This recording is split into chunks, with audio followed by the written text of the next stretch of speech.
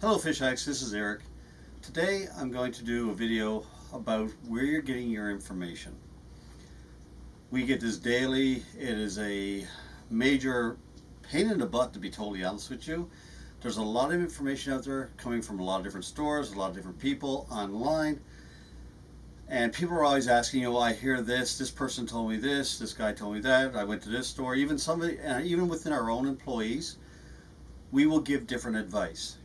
So I'm going to try to break this down and make it a little easier for you to understand, and some basic concepts I would follow if I was you. When someone comes to me and asks me, what would I do? Basically, the information that I give them is the information that I've usually used myself and has worked well for me. However, you could go to one of my other staff members and ask them the same question and get a different answer. Not necessarily I'm wrong or I'm right, no more than they are.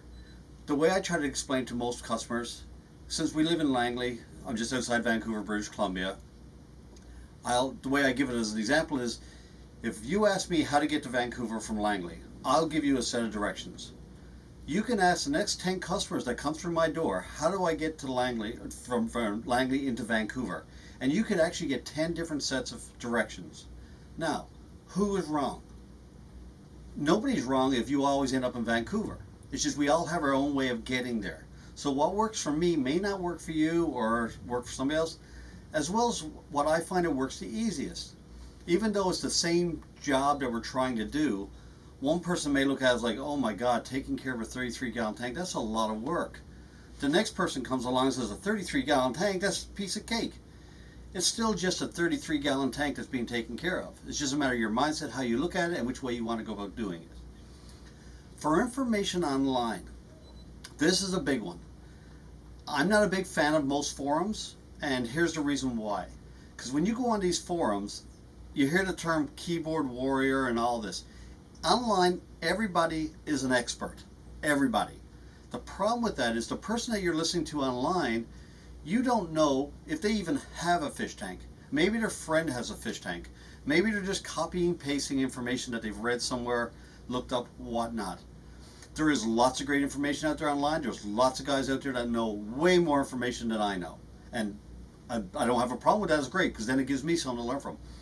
Unfortunately, the problem is, no matter what you do or say online, half the people out there are going to say you're an idiot or you're doing it wrong. And that's just the way it is out there. So the way I decipher who I'm going to listen to personally, if the person you're listening to has nothing to lose by giving you bad information, then I would think twice about listening to them. Because here's the way I see it. I'm the store owner.